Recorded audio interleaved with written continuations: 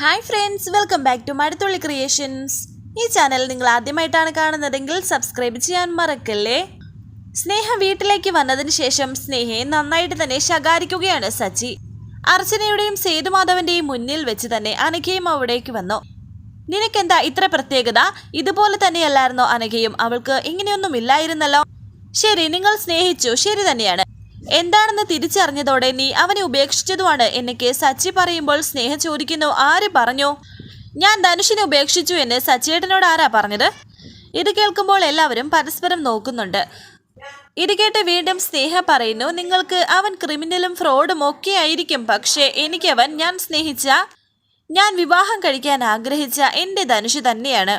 ഇത് കേൾക്കുമ്പോൾ അനഘ സ്നേഹ എന്ന് വിളിച്ച് താഴേക്ക് വന്നു. നീ എന്ത് ഭ്രാന്തായി വിളിച്ചു പറയുന്നത്?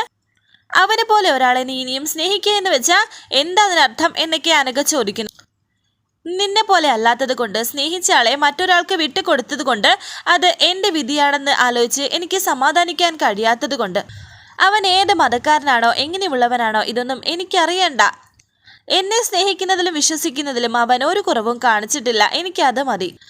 നിങ്ങളെല്ലാവരും എന്തറിഞ്ഞിട്ടാ ഇപ്പോഴും ധനുഷിനെ ക്രിമിനൽ എന്ന് വിളിക്കുന്നത്? അവൻ കുറ്റം ചെയ്തോ ഇല്ലോ എന്ന് തെളിയിക്കുന്നത് ഇവിടെ ആരുടെയും മുന്നിലല്ല, കോടതിയിലാണ്.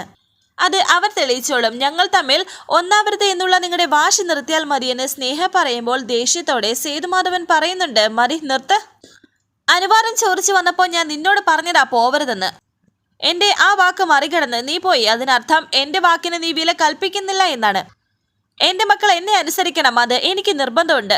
ഇത് കേട്ട് സ്നേഹ പറയുന്നു, അതേ നിർബന്ധം എനിക്കുണ്ട് അച്ഛാ. അച്ഛൻ്റെ മകളല്ലേ ഞാനും, അപ്പോൾ അതുണ്ടാവാതെ പറ്റില്ലല്ലോ. ധനുഷ് എന്നോട് പറഞ്ഞു. ഇതിനെല്ലാം പുറകെ നിങ്ങൾ ഒറ്റ ഒരുത്തിയാണെന്ന് ദേഷ്യത്തോടെ അർച്ചനയുടെ മുഖത്ത് നോക്കി പറയുകയാണ് സ്നേഹ. ഇപ്പോൾ ഈ പ്രശ്നങ്ങൾക്കൊക്കെ കാരണം നിങ്ങളാണെന്ന് എനിക്ക് നന്നായിട്ട് അറിയാം. നിങ്ങളല്ലേ എന്നെ ഇവിടെ കണ്ട കാര്യം അച്ഛനെ വിളിച്ചറിയിച്ച് ഇവിടെ ഈ പ്രശ്നങ്ങളൊക്കെ ഉണ്ടാക്കിയത്. ഇത് കേട്ട് സച്ചി പറയുന്നു, എന്ന് നിന്നോടാരാ പറഞ്ഞത്? ഞാൻ അച്ഛനെ വിളിച്ച് പറഞ്ഞത്. അർച്ചന അത് വേണ്ടെന്നാ പറഞ്ഞത്. ഇനി ഓരോന്ന് തെറ്റിദ്ധരിച്ചിരിക്കുകയാണ് സ്നേഹ പറയുന്നു, അതെ, എനിക്ക് തെറ്റിദ്ധാരണ തന്നെയായിരുന്നു. എൻ്റെ ഏട്ടത്തെക്കുറിച്ച് എൻ്റെ മനസ്സിലുണ്ടായിരുന്നത് മുഴുവനും തെറ്റിദ്ധാരണയാ എന്ന് മനസ്സിലാക്കിയിട്ടാ ഞാനിപ്പോൾ ഇവിടെ വന്നത്. ഇനിയിപ്പോൾ അവസാനം അച്ഛനോ ഏട്ടനോ എന്നെ പിടിച്ച് തല്ലുമായിരിക്കും. എന്നെ തല്ലിയാലും കൊന്നാലും ശരി, ഒരു കാര്യം ഞാൻ പറയുകയാണ് നിങ്ങളോട്. ഞാൻ ആരെങ്കിലും വിവാഹം കഴിക്കുന്നുണ്ടെങ്കിൽ അത് ധനുഷിനെ തന്നെയായിരിക്കും. ഇത് എൻ്റെ ഉറച്ച തീരുമാനമാണ്. അത് ചോദ്യം ചെയ്യാനോ മാറ്റാനോ ആരും ശ്രമിക്കണ്ട, ആരും എന്ന് പറഞ്ഞ് ദേഷ്യത്തോടെ സ്നേഹ അകത്തേക്ക് പോകുന്നു. അങ്കിൾ തോർത്ത് വിഷമിക്കണ്ട. ഒരു വിവാഹം മുടങ്ങിയതിൻ്റെ വിഷമം നന്നായിട്ട് അറിയാവുന്നവളാണ് ഞാൻ. അത് ഏകദേശം ഭ്രാന്തിൻ്റെ അറ്റം വരെ കൊണ്ടെത്തിച്ചു എന്ന് വരും. ആ അവസ്ഥയിലാണ് ഇപ്പോൾ സ്നേഹയുള്ളത് എന്നൊക്കെ അനഘ പറയുമ്പോൾ അർച്ചന പറയുന്നു, അതെ അച്ഛാ, സ്നേഹ അത്രയ്ക്ക് ധനുഷിനെ സ്നേഹിച്ചിരുന്നു. പെട്ടെന്ന് ഇതൊക്കെ അവൾക്ക് താങ്ങാൻ പറ്റിയിട്ടുണ്ടാകില്ല. അതാണ് അവൾ ഇങ്ങനെയൊക്കെ പറയുന്നത്.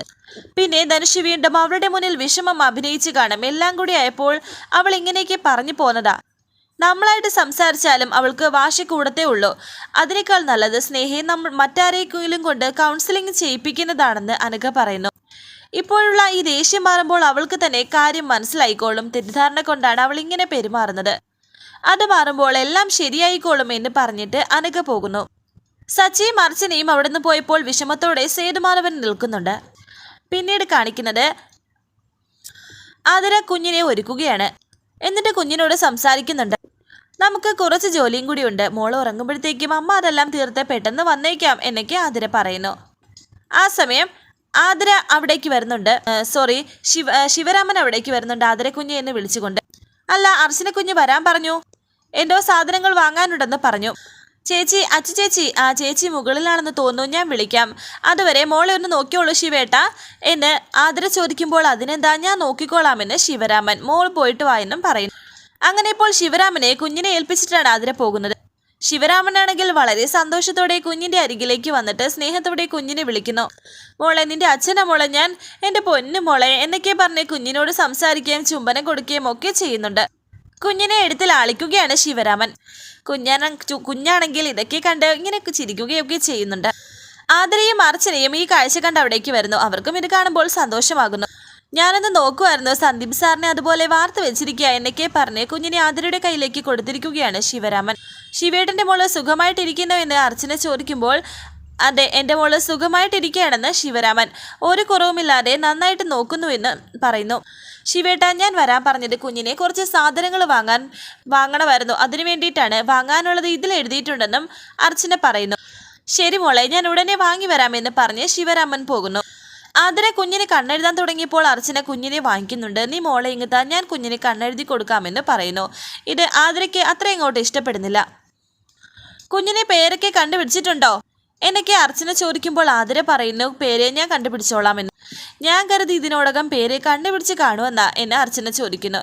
എന്തായാലും ഞാനൊരു ഉഗ്രൻ പേര് കണ്ടുപിടിച്ചിട്ടുണ്ട്, പറയട്ടെ എന്ന് അർച്ചന. വേണ്ട എന്ന് ആതിര പറയുമ്പോൾ അർച്ചന പറയുന്നത് പോലെ പേരിടിയിൽ ചടങ്ങുണ്ടല്ലോ, അന്ന് ആതിര കാതൽ പറഞ്ഞാൽ മതിയല്ലോ അല്ലേ? ചേച്ചി, ഇനി അതിനും കൂടി ബുദ്ധിമുട്ടണമെന്നില്ല കേട്ടോ. അച്ഛനും അമ്മയുമായ ഞങ്ങൾ തന്നെ മോൾക്ക് പേരിട്ടോളാം. നല്ല അടിപൊളി പേരായിരിക്കണം. പിന്നെ വീട്ടിൽ വിളിക്കാൻ ഒരു കുഞ്ഞു പേരും. അങ്ങനെ 2 പേര് വേണം എന്നൊക്കെ അർച്ചന പറയുന്നു. പിന്നെ ഞാൻ വേറൊരു കാര്യം പറയാൻ മറന്നു. 2 ദിവസം കഴിഞ്ഞാൽ കുഞ്ഞിന് വാക്സിൻ എടുക്കേണ്ടതാണ്. ആദ്യത്തെ വാക്സിനാണ്, ഒരു കാരണവശാലും മുടക്കാൻ പാടില്ല എന്നും അർച്ചന പറയുന്നു. അതൊക്കെ എനിക്ക് ഓർമ്മയുണ്ടെന്ന് ആതിര. നീ ഹോസ്പിറ്റലിൽ കൊണ്ടുപോകാനുള്ള ഫയലും കാര്യങ്ങളൊക്കെ റെഡിയാക്കി വെച്ചോ എന്ന് അർച്ചന പറയുമ്പോൾ എടുത്തു വെച്ചോളാം എന്ന് ആതിര പറയുന്നു. നീ കുഞ്ഞിന്റെ പല കാര്യങ്ങളും ശ്രദ്ധിക്കുന്നില്ല കേട്ടോ ആതിരെ എന്ന് അർച്ചന പറയുമ്പോൾ ആതിര പറയുന്നു, ചേച്ചി തറയിൽ വെച്ചാലല്ലേ എനിക്കൊന്ന് ശ്രദ്ധിക്കാൻ പറ്റൂ. അത് നീ പ്രതീക്ഷിക്കണ്ട. ഞാൻ എൻ്റെ മോളെ തറയിലെന്നല്ല എവിടെയും വെക്കില്ല, എൻ്റെ സുന്ദരി മോളല്ലേ എന്നൊക്കെ പറഞ്ഞ് കുഞ്ഞിനെ ചുംബിക്കുകയാണ് അർച്ചന. ചേച്ചി അവൾ ഇങ്ങ് തന്നെ എന്ന് പറഞ്ഞ് കുഞ്ഞിനെ വാങ്ങിക്കുകയാണ് ആതിര. പാല് കൊടുക്കട്ടെ എന്ന് പറയുന്നു. നീ പാല് കൂടി തുറക്ക്, അപ്പോഴത്തേക്കും ഞാൻ മോളുടെ ഡ്രസ്സൊക്കെ ഒന്ന് കഴുകിയിടാൻ പോട്ടെ എന്ന് പറഞ്ഞ് അർച്ചന പോകുന്നു. ശേഷം കാണിക്കുന്നത് സ്നേഹ മുറിയിൽ മദ്യപിച്ചുകൊണ്ടിരിക്കുകയാണ്.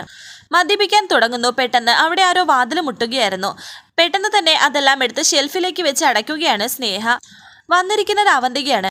അവന്തിക മുറിയിലേക്ക് വന്നു. നീ ധനുഷിനെ കാണാൻ പോയതിന് വഴക്ക് മുഴുവനും കേട്ടത് എനിക്കാണ്. എൻ്റെ ശ്രദ്ധക്കുറവ് കൊണ്ടാ നീ പോയതെന്നാ അച്ഛനും നന്ദേട്ടനും പറയുന്നത്. പിന്നെ ഈ കാര്യത്തിൽ ഞാൻ നിന്നെ കൂടുതൽ സപ്പോർട്ട് ചെയ്തിരുന്നു എന്ന് അവന്തിക പറയുമ്പോൾ സ്നേഹ പറയുന്നു, എനിക്കൊരിടത്ത് പോകാൻ എന്തിനാ ഒരാളുടെ സപ്പോർട്ട്? എന്നെ എന്താ ഇവിടെ എല്ലാവരും കൂടി ചേർന്ന് പൂട്ടിയിട്ടിരിക്കുവാണോ? എനിക്ക് എവിടെയെങ്കിലും പോകണമെങ്കിൽ എല്ലാവരുടെയും അനുവാദം വാങ്ങിയിട്ട് മാത്രമേ പോകാൻ പറ്റുമോ? ഇത് കേട്ട് അവന്തിക പറയുന്നു, അങ്ങനെയൊന്നും ആയിരുന്നില്ലല്ലോ മുന്നേ.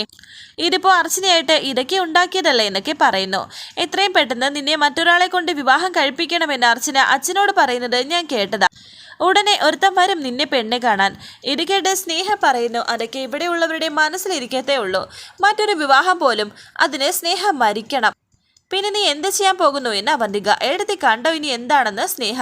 നീ ജയിലിൽ കണ്ട ധനുഷിനെ കണ്ടപ്പോൾ അവൻ എന്താണ് പറഞ്ഞതെന്ന് ചോദിക്കുന്നു. ജയിലിൽ നിന്നിറങ്ങിയാൽ അവൻ നേരെ ഇങ്ങോട്ടേക്ക് വരും, എന്നെ കൂട്ടിക്കൊണ്ടു പോകാൻ. ഇവിടെ വന്ന എല്ലാവരെയും കാര്യങ്ങൾ പറഞ്ഞ് മനസ്സിലാക്കി വീണ്ടും വിവാഹത്തിലേക്ക് കാര്യങ്ങൾ എത്തിക്കാനാണ് ധനുഷ് പറഞ്ഞത്. അവന്റെ നിരപരാധിത്വം എല്ലാവരും തിരിച്ചറിയണം. അതുപോലെ അർച്ചനയുടെ നാടകവും. എന്നിട്ട് പഴയതുപോലെ എല്ലാവരുടെയും അനുഗ്രഹം വാങ്ങിയിട്ട് വേണം ഞങ്ങളുടെ വിവാഹമെന്ന് സ്നേഹ. അതിന് ഇവിടെ ആരെങ്കിലും സമ്മതിക്കുമോ എന്ന് അവന്തിക ചോദിക്കുന്നു. ധനുഷ് മറ്റൊരു മതസ്ഥനാണെന്നുള്ളത് ആണെങ്കിൽ തന്നെ അവൻ ഒരു അനാഥനല്ലേ എന്നൊക്കെ അവന്തിക. അങ്ങനെയുള്ളപ്പോൾ ഇവിടെയുള്ളവർ സമ്മതിക്കുമെന്ന് എനിക്ക് തോന്നുന്നില്ലെന്നും അവന്തിക. അനാഥനായാൽ എന്താ? അങ്ങനെ തന്നെ. അല്ലെങ്കിൽ തന്നെ ധനുഷ് എങ്ങനെയാ അനാഥനാകുന്നത്? അവന് ഞാനുണ്ടല്ലോ. ആരോരുമില്ലാത്ത ധനുഷിന്റെ എല്ലാം ആവാൻ എനിക്ക് പറ്റും.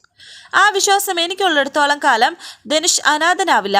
ഞാൻ വഴി എൻ്റെ വീട്ടുകാരും അച്ഛനും നന്ദേട്ടനും അമ്മയുടെ സ്ഥാനത്ത് നിന്ന് എനിക്കും ധനുഷിനും അവന്തികയെടുത്തി ഉണ്ടല്ലോ എനിക്ക് സ്നേഹ പറയുമ്പോൾ അവന്തിക പറയുന്നു അത് നടക്കില്ലെന്ന്. അർച്ചന ഇവിടെ ഉള്ളിടത്തോളം കാലം അവൾ അതിന് സമ്മതിക്കില്ല. ഞാൻ ഒഴികെ ബാക്കിയുള്ള എല്ലാവരെയും അവൾ നിനക്കെതിരാക്കും. സമ്മതിക്കാൻ സാധ്യതയുള്ളവരെയൊക്കെ അവൾ പറഞ്ഞു മാറ്റും. എനിക്ക് ഉറപ്പാണെന്നും അവന്തിക. അപ്പോഴും അവന്തിക എൻ്റെയും ധനുഷിൻ്റെയും ഒപ്പം ഉണ്ടാവുമല്ലോ, അത് മതി ഞങ്ങൾക്ക് ഒരു ധൈര്യത്തിന്. എനിക്ക് ധനുഷിനോടുള്ള സ്നേഹത്തെ നശിപ്പിക്കാൻ അവർക്ക് പറ്റില്ലല്ലോ. മറ്റാരെക്കാൾ കൂടുതൽ അവൻ എന്നെ സ്നേഹിക്കുന്നുണ്ട്. അവനെ ഞാൻ എടുത്തിക്കറിയോ? ഞാൻ കാരണം അവനിപ്പോൾ ജയിലിൽ കിടക്കുന്നത്. വിവാഹ ദിവസം അവനോടൊപ്പം ഞാൻ നിന്നിരുന്നെങ്കിൽ ഈ അവസ്ഥ അവൻ ഉണ്ടാവില്ലായിരുന്നോ? എല്ലാവരുടെയും ഇടയിൽപ്പെട്ട് ഞാനും അവനെ കുറ്റപ്പെടുത്തി. ഞാൻ അടിച്ചു. എന്നിട്ട് ഞാൻ അവനെ ഇപ്പോൾ കണ്ടപ്പോൾ ഒരു പരാതി പോലും എന്നോട് പറഞ്ഞില്ല. ഈ അവസ്ഥയിൽ അവൻ എന്നോട് പറഞ്ഞതൊക്കെ എന്നോടുള്ള ഇഷ്ടത്തെ പറ്റിയാണ്. അങ്ങനെയുള്ളവനെ ഞാൻ എങ്ങനെയാ വിട്ടുകളയുന്നത് എന്നൊക്കെ കരഞ്ഞുകൊണ്ട് സ്നേഹ പറയുന്നു. ധനുഷ് ശരിക്കും എന്നെ അത്ഭുതപ്പെടുത്തുന്നുണ്ട് എന്നൊക്കെ സ്നേഹ പറയുമ്പോൾ അവന്തിക ചോദിക്കുന്നു. അപ്പോൾ ഇനി ആരും ധനുഷിനെ വിശ്വസിക്കാൻ തയ്യാറായില്ലെങ്കിൽ, നിങ്ങളുടെ വിവാഹത്തിന് സമ്മതിച്ചില്ലെങ്കിൽ നീ എന്താണ് ചെയ്യാൻ പോകുന്നത്? പറഞ്ഞ് മനസ്സിലാക്കാൻ മാക്സിമം ശ്രമിക്കും. എന്നിട്ടും നടന്നില്ലെങ്കിൽ ഞാൻ അവനോടൊപ്പം ഇറങ്ങിപ്പോകുമെന്ന് സ്നേഹ പറയുമ്പോൾ ഞെട്ടി നിൽക്കുകയാണ് അവന്തിക. അതിനാരുടെയും സമ്മതം എനിക്ക് ആവശ്യമില്ലല്ലോ. എന്നിട്ട് ഞങ്ങളുടെ ഇഷ്ടത്തിന് ഞങ്ങൾ ഒരു വീടെടുത്ത് താമസിക്കും. അത് തന്നെയാണ് ധനുഷും എന്നോട് പറഞ്ഞത് എന്നും സ്നേഹ പറയുന്നു. ശേഷം കാണിക്കുന്നത് മുകളിൽ ടെറസിന്റെ അവിടെ നിന്ന് കുഞ്ഞിന്റെ തുണി കഴുകിക്കൊണ്ട് നിൽക്കുകയായിരുന്നു അർച്ചനയും അനക്കയും. മോൾ ഉറങ്ങുകയാണോ എന്ന് ചോദിക്കുന്നു. ഉറക്കാൻ ആതിരയുടെ കയ്യിൽ കൊടുത്തിട്ടാണ് ഞാൻ വന്നതെന്ന് അർച്ചന. ആതിരയും ഉറങ്ങുമായിരിക്കും എന്ന് അനക പറയുമ്പോൾ അർച്ചന പറയുന്നു, അതേ, കുഞ്ഞുണർന്നാൽ ആ പെണ്ണ് അറിയില്ല. ഏടത്തി ഉള്ളതുകൊണ്ട് ആതിരയ്ക്ക് വേറെ ടെൻഷനൊന്നും വേണ്ടല്ലോ എന്ന് അനക പറയുമ്പോൾ അർച്ചന പറയുന്നു, 8-9 മാസം അവള് കഷ്ടപ്പെട്ടതല്ലേ. പ്രഗ്നൻസി സമയത്ത് എന്തെല്ലാം വയ്യാകെ വന്നത് ആ പാവത്തിന്. ഇനി കുറച്ചുനാൾ വിശ്രമിക്കട്ടെ, അത് നല്ലത്. അപ്പോഴേക്കും എഴുത്തിക്ക് ഇതൊരു പരിശീലനമാവുമല്ലോ എന്നൊക്കെ അനക പറയുന്നു. എനിക്ക് മാത്രമല്ല, നീയും ഇതൊക്കെ പഠിച്ചോ എന്നൊക്കെ അർച്ചന. പഠിക്കുന്നുണ്ട്. ഒരു കട്ടൻ ചായ പോലും മര്യാദയ്ക്ക് ഉണ്ടാക്കാൻ അറിയാത്തതല്ലായിരുന്നോ ഞാൻ? ഇപ്പോൾ ചോറും അത്യാവശ്യം കറികളൊക്കെ ഞാൻ ഉണ്ടാക്കാൻ പഠിച്ചില്ലേ? അതുപോലെയെല്ലാം എനിക്ക് അർച്ചനയെടുത്തിയിൽ നിന്ന് പഠിക്കണമെന്ന് അനക പറയുന്നു. എല്ലാം പഠിക്കുന്നത് നല്ലതാ. മറ്റൊരു വീട്ടിലേക്ക് കയറി ചെല്ലുമ്പോൾ അവിടുത്തെ സാഹചര്യം എന്താണെന്ന് അറിയില്ലല്ലോ എന്നൊക്കെ അർച്ചന പറയുന്നു. ഒന്നിൻ്റെ പേരിൽ നമ്മളെ ആരും മാറ്റി നിർത്തരുത്. ആ ചിന്ത നമുക്ക് എപ്പോഴും ഉണ്ടാകണം എന്നൊക്കെ അർച്ചന പറയുമ്പോൾ അനക ചോദിക്കുന്നുണ്ട്, അതൊക്കെ അവിടെ നിൽക്കട്ടെ, നിങ്ങളുടെ ട്രീറ്റ്മെൻറ്റിൻ്റെ കാര്യം എന്തായി? തുടങ്ങാൻ പോകുന്നതല്ലേ ഉള്ളൂ. ട്രീറ്റ്മെൻറ്റ് സക്സസ് ആവുമെന്ന സന്ധ്യ ഡോക്ടർ പറഞ്ഞിരിക്കുന്നത് എന്ന് അർച്ചന പറയുമ്പോൾ അനക പറയുന്നു, അത് ഉറപ്പായ കാര്യമല്ലേ? കുഞ്ഞുങ്ങളാവാത്ത എത്ര പേരാണെന്നറിയോ ട്രീറ്റ്മെൻറ്റ് നടത്തി കുഞ്ഞുങ്ങൾ ഉണ്ടാകുന്നത്? ആണോ എന്ന് പ്രതീക്ഷയോടെ അർച്ചന ചോദിക്കുമ്പോൾ അനക പറയുന്നുണ്ട്, പിന്നെ അല്ലാതെ ചേച്ചിക്ക് ചെറിയ പ്രോബ്ലമേ കാണൂ, അത് മാറ്റിയാൽ മതി. അടുത്ത വർഷം ഈ സമയമാവുമ്പോൾ എഴുതി പ്രഗ്നൻ്റ് ആവും, നോക്കിക്കോ എന്നൊക്കെ അനക പറയുന്നുണ്ട്. അവിടേക്ക് സച്ചി വരുന്നു. സന്ദീപിന്റെ കുഞ്ഞും സച്ചിയേട്ടന്റെ കുഞ്ഞും എല്ലാം കൂടി ഇവിടെ ഒരു ബഹളമായിരിക്കുമെന്നൊക്കെ അനക പറയുന്നുണ്ട്. ഇത് കേട്ട് അർച്ചന സന്തോഷത്തോടെ നിൽക്കുമ്പോൾ വിഷമത്തോടെ നിൽക്കുകയാണ് സച്ചി. ആ സ്വാമി എന്ന് പറഞ്ഞത് ഇരട്ട കുട്ടികളായിരിക്കും എന്നല്ലേ? ഇപ്പോഴുള്ള മോളും വരാൻ പോകുന്ന 2 പേരും കൂടിയൊക്കെ ആകുമ്പോൾ എടുത്തേ ശരിയാക്കും, നോക്കിക്കോ എന്നൊക്കെ അനക പറയുന്നു. 1ന്റെ അമ്മയല്ല 3ന്റെ അമ്മയാകാനുള്ള പരിശീലനം ഇപ്പോഴേ തുടങ്ങിക്കോ എന്നൊക്കെ അനക പറയുന്നു. ഈ സമയം കുഞ്ഞുണർന്ന ശബ്ദം കേൾക്കുകയാണ് അർച്ചന. മോൾ ഉണർന്നെന്ന് തോന്നല്ലോ, നീ ബാക്കി കൂടി ഒന്ന് വിരിച്ചേക്കണേ എന്ന് പറഞ്ഞ് അർച്ചന പോകുന്നുണ്ട്. ഈ സമയം സച്ചി അർച്ചന കാണാതെ മറഞ്ഞു നിൽക്കുന്നു. അർച്ചന പെട്ടെന്ന് കുഞ്ഞിന്റെ അരികിലേക്ക് പോകുന്നു. സച്ചി അവിടെ നിൽക്കുന്നത് അനക കാണുന്നു. ആഹാ, സച്ചിയേട്ടൻ ഇവിടെ നിൽക്കായിരുന്നോ? ഞാനും എടുത്തിയും ഇപ്പോൾ സച്ചിയേട്ടൻ്റെ കാര്യം സംസാരിച്ചതേ ഉള്ളൂ. ഇനി ട്രീറ്റ്മെൻറ്റിൻ്റെ കാര്യം അധികം വൈകിപ്പിക്കേണ്ട എന്ന് പറയായിരുന്നു. അർച്ചന ഏട്ടത്തി അമ്മയാകാൻ എപ്പോഴേ റെഡിയാണ്. സച്ചിയേട്ടനും ഒരു അച്ഛനാകാൻ റെഡിയായിക്കോ എന്ന് പറഞ്ഞ് സന്തോഷത്തോടെ അനക പോകുന്നു. വിഷമത്തോടെ സച്ചി വീണ്ടും നിൽക്കുന്നുണ്ട്. വരാനിരിക്കുന്ന പുതുപുത്തൻ എപ്പിസോഡുമായി വീണ്ടും കാണാം. Thank you for watching. Please subscribe, like, share my channel.